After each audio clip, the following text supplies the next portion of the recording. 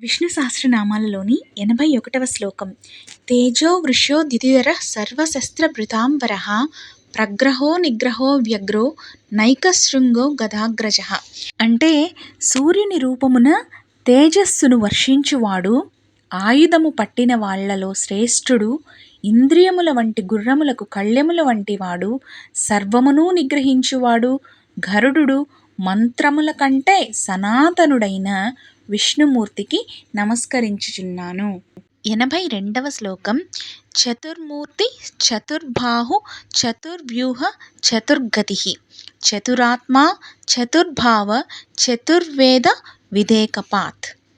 అంటే తెల్లని, ఎర్రని, పచ్చని ఛాయలు గల మూర్తులు కలవాడు, 4 బాహువులు కలవాడు, సాలోక్యము, సామీప్యము, సారూప్యము, సాయుజ్యము అను 4 పరమగతుల రూపమున వెలుగొందువాడు, రాగద్వేషాదులు లేని ఆత్మ కలవాడు, ధర్మ అర్థ కామ మోక్షములు అనెడు 4 పురుషార్థములకు స్థానమైన వాడు, 4 వేదములను ఎరిగినవాడు అయిన విష్ణుమూర్తికి నమస్కరించుచున్నాను.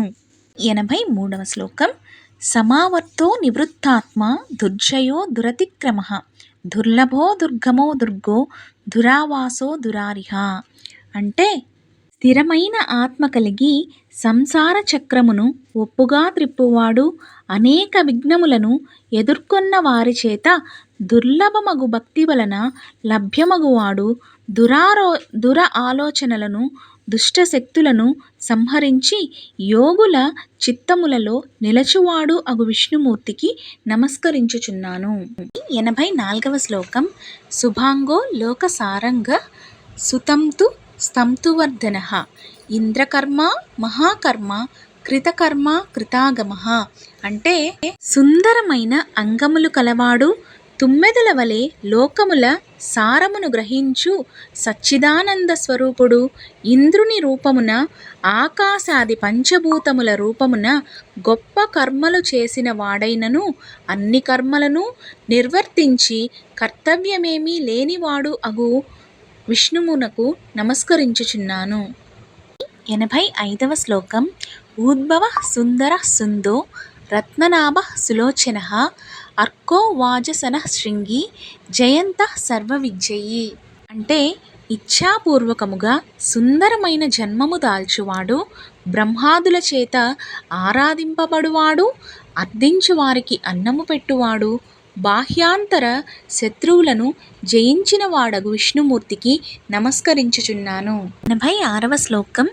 సువర్ణబిందు రక్షోభ్య సర్వవాగీశ్వరేశ్వరః మహాహ్రదో మహాగర్తో మహాభూతో మహానిధిః.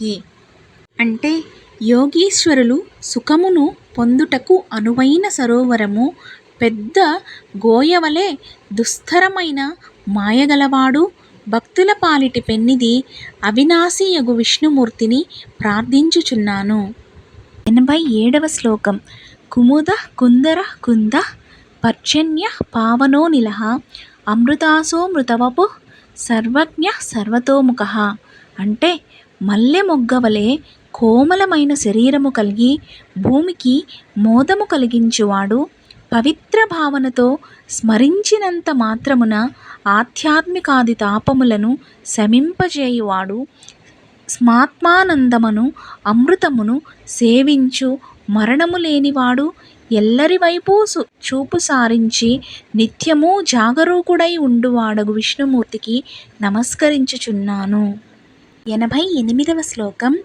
సులభ సువ్రత సిద్ధ శత్రుజిత్ శత్రుతాపనః న్యగ్రో దోదుంబరో స్వస్థ చాణూరాంధ్ర నిఘాధనః.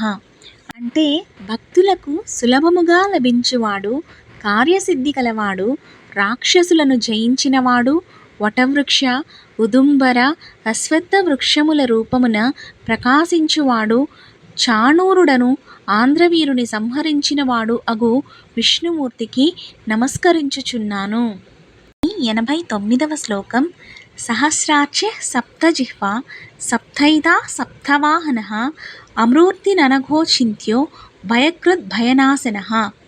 అంటే 7 నాల్కలు గల అగ్నిదేవుడుగా, 7 గుర్రములు కల సూర్యదేవుడుగా, ప్రకాశించు కాంతివంతుడు, దుర్మార్గ వర్తనులకు భయము కలిగించువాడు, భక్త పరాయణుల భయమును పారద్రోలువాడగు విష్ణుమూర్తికి నమస్కరించుచున్నాను. విష్ణు సహస్రనామాలలోని 90వ శ్లోకం.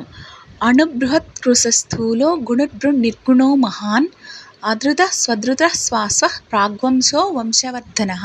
అంటే అత్యంత సూక్ష్మరూపుడైనప్పటికీ సర్వాత్ముడగుట చేత స్థూలంగా భాసిల్లువాడు, ఎట్టి గుణములు లేనప్పటికీ సృష్టి స్థితి లయాకారకుడగుట వలన త్రిగుణములకు అధిష్ఠాతగా యుండువాడు, అన్ని వంశముల కంటే ముందుగా ఆవిర్భవించి ప్రపంచమును వర్ధిల్లజేయువాడు అగు విష్ణుమూర్తికి నమస్కరించుచున్నాను.